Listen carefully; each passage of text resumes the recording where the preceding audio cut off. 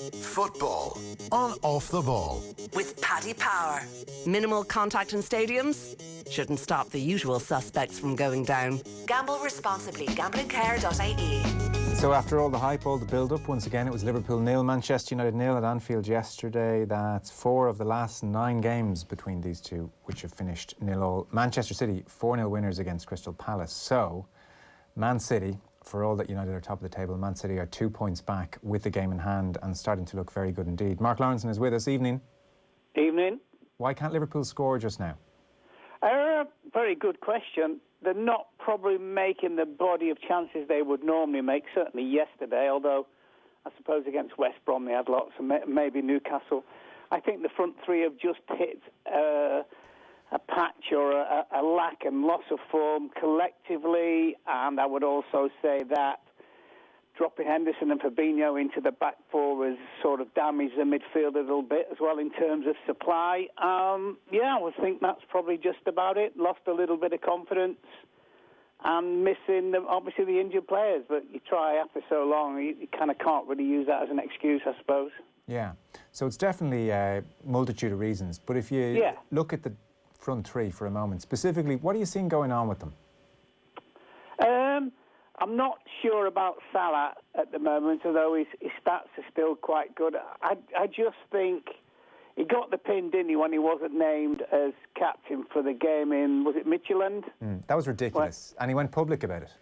Well, that's the other thing. And the thing about it, he went to AS, didn't he, the sports paper in Spain. Yeah. And it's funny with these lads, it's as though they think they can go to these sports papers, abroad, and it never comes out. Well, of course, it's a massive story. I would not be surprised if Salah has to go at the end of the season. I think he probably thinks he's done enough there at Liverpool, which is fair enough. I think the other thing with Firmino obviously doesn't score enough. We know he's the glue between the other two as well, Mane and Salah, and he takes up fantastic positions and he's very difficult to pick up and play against, etc. But his return in terms of goals is particularly poor. And Mane, who's been generally, I would think, and quite easily Liverpool's best player so far this season, he's lost that little bit of a spark where he normally goes past people and either creates or scores a goal for himself. So the problem is all three at the moment are just a little bit off. They've not become bad players. They're still outstanding players, and if you put them on the market tomorrow, they'd be snapped up by everybody. But that's just the problem at the moment. But, the thing is about this, the whole thing will be, look at the two teams yesterday. Manchester United deserved to win just because of those 2 late chances. But, where were Manchester United after 6 weeks of the season? And thing with Liverpool, with their injuries, if you'd said to Klopp privately, look, the first kind of week in January, you'll have a chance of going top by beating Manchester United at home on a Sunday, he would have been absolutely delighted considering the injuries that he's had. Yeah. I mean, they are 18 points worse off at this stage of the season to last. Now, the pace of last season was obviously ridiculous, but it's a fair old fall-off. Joe Matip's back, we're hearing, so that will re-release Henderson back into midfield, so that can't hurt things. What about Robertson, and maybe more to the point, Alexander-Arnold? So, the line I'm hearing trotted out from various quarters is that they have felt less free to get forward because it's Fabinho and Henderson, for instance, who need a bit more protection. I wouldn't agree with that. Yeah. Look at Newcastle away. They were just playing as virtually, right and left wingers. West Brom at home, same kind of thing. I think what has happened with those a little bit is the fact that teams really seriously have sat down and thought about playing against Liverpool, and said, look, if you stop those 2 guys at the moment, all right, the front three are the front three, but if you stop those 2 guys, basically you stop. So many assists, so many fantastic crosses, so many questions of you defensively, because, when they get in those positions, those 2 boys, they're making the opposition defence defend on the half turn, which is completely different from obviously being front on. So, no, I think it's just a collection of many, many things, but there isn't by any stretch of the imagination the same supply coming into the opposition penalty area as far as when Liverpool are attacking is concerned. Has Alexander-Arnold in particular fallen away a touch? Yeah, a little bit. But it happens. You know, it really seriously does happen. It's like, I mean, in fairness, I think, you know, most of us said at the start of the season, especially with COVID and the no crowds, etc., I think we all went, this will be a much, much closer league, which it's turned out to be. There will be some strange results, which it's turned out to be. But even in saying that, we're now looking, there are only 3 teams that are going to win this Premier League, and the favourites are Manchester City, and then I would go Liverpool and Manchester United. I don't see anybody else actually, you know, giving those 3 a run until the end of the season. Yeah. In that order, I would suspect. Is it City, Liverpool, United?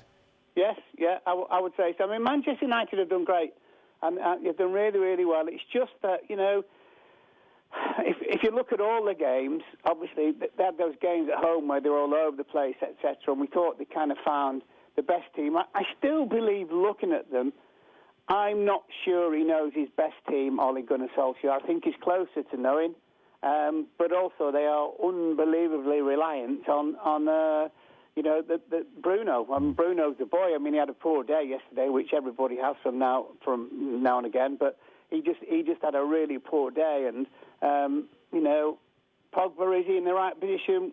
I don't think so. Will he play in his own position? What he'd like to play? I'd probably think he won't do. No. What is his position these days? I think it's in a 3-man midfield, but more in the middle, where he gets more involved. You know, it's like anything. You play in the middle of midfield, everything revolves around you. He started off on the right yesterday, and unless he actually got a pass to his feet, he didn't get the ball, and that's the problem about playing in wide areas. So that's an issue with him. I just feel that Ole Gunnar Solskjaer doesn't really think, or he can rely on him in that middle of midfield. And of course, he likes to play Fred and McTominay, etc., and stuff, which we all knew that he would start with yesterday. I mean, he's probably right on that point on Pogba about relying on him. Like, even watching yesterday, out of possession, Pogba will take the first opportunity possible to say, oh, I can't affect this anymore, and pass it on to the next player. You know, whereas a Fred and McTominay will keep nipping away and trying to get re-involved if, you know, a player's gone around them, or maybe a player's moved out of their vicinity. Absolutely. I couldn't agree more. And one thing about Manchester United yesterday, I thought their 2 full-backs were fabulous. Wan-Bissaka and Shaw, I thought they were excellent. Wan-Bissaka as well, especially because he didn't really have that cover in front of him, which of course would have been Pogba. He did excellently dealing with Robertson and Mane as well, and then Shaw on the other side with Salah, etc. So that was really good. But you can't expect them to do that every week. And I just think it's a real issue for United with Pogba. And of course, we're still in the January transfer market, and it's only a couple of weeks ago that his agent fired the broadside and said he'd leave, he'd do this, he'd do whatever. And I think that's just forever hanging over, really. And I think that's one of the problems that Ollie's got. But they've done well to come back. They're top of the league. And obviously, from that point of view, he's done really, really well, the manager. Not least in the first 30 minutes, Mark, but a bit of a trend. United can't really control games. No. They.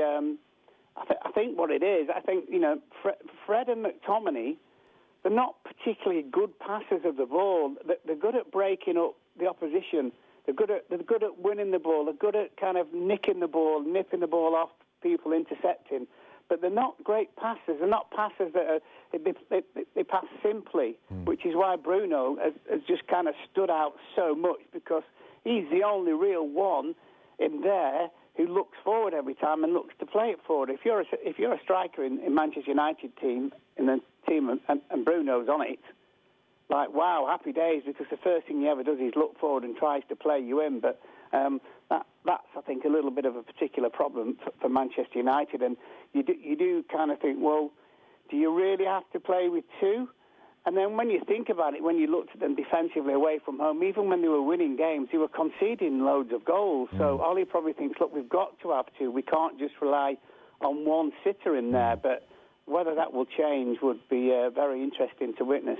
And hence they're a counter-attacking team. And look, maybe if they take one of the 2 chances yesterday, you can probably dress it up as some kind of masterclass. But at times, geez, even on the counter-attack, they could be so much better at it. You know, there's the time Rashford's in and Cavani makes the run and he gets done by Fabinho, or there's the offsides, or even There was a time, like in the first half, Martial nutmegs a player, and he's got Rashford inside him, and Martial's clearly running out of trouble, you know, running into trouble, out of space. He's been closed in on, and he's got Rashford inside him, and Rashford's being marked. And instead of just like checking back and giving a simple pass and let's move forward as a unit, like Martial just keeps going until he inevitably loses the ball. It's like this all or nothing approach to their play, and you just kind of wonder, could they not just get a bit cleverer and a bit better? Like even Solskjaer said afterwards, just because Rashford makes a run doesn't mean we have to give it to him every time. No, but Rashford's a super player, in fairness to him. And I think if he'd been Martial's position, he would have done exactly what was needed. I think Martial doesn't know the game. I think he's got lightning pace, and he'll get you goals, and he'll do something where you sit on the edge of your seat and say, wow, but that's spasmodic. I think Cavani's as good as any of the three. It's just the fact with his age. I think he's such a clever player even now, but obviously you're talking about legs over 90 minutes, etc., probably better used as a substitute, but his movement is still brilliant. I mean, something that strikers never, ever, ever lose. And I think that's another area where they've sort of got to make a decision. Greenwood comes on and looks brilliant and then fades away a little bit because he's just learning and he's still relatively a kid. So, you know, you look at those... You basically look at Liverpool and you look at Manchester United, and they've got problems at the moment. They're not insurmountable problems, but you look at City, and they seem to have solved their biggest problem, which was, you know, which two centre-backs to play with. Yeah. It's hard not to be happy for John Stones. Oh, fantastic, because obviously, you know, like Moyes, as you know, is one of my big friends, and he just said you won't get a nicer lad. You won't get a lad as well who's so into his football and trains hard and works hard and lives really, really well.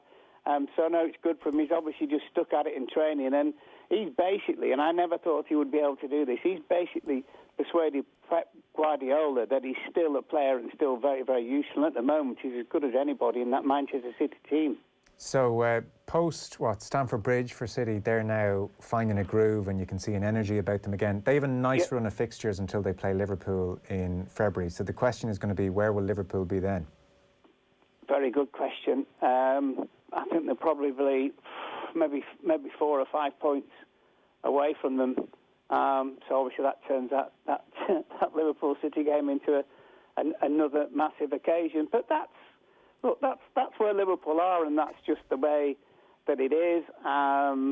You know, and they knew at the start of the season, and any team that wins that league knows at the start of the season that the slog starts straight again. And I'm not making excuses, but we've just had really, really strange. I mean, you know, Manchester United won, Tottenham 6, Aston Villa 7.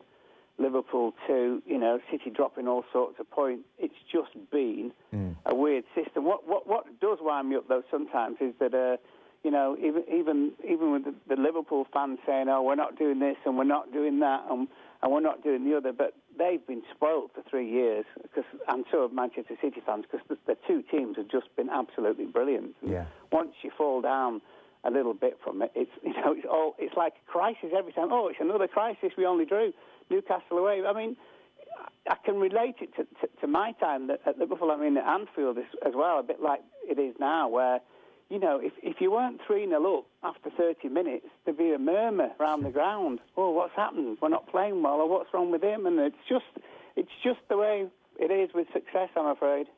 Mark, always great to have you on. Thanks so much. Pleasure. Football on Off the Ball with Paddy Power. New normal, same old football. Paddy Power. Gamble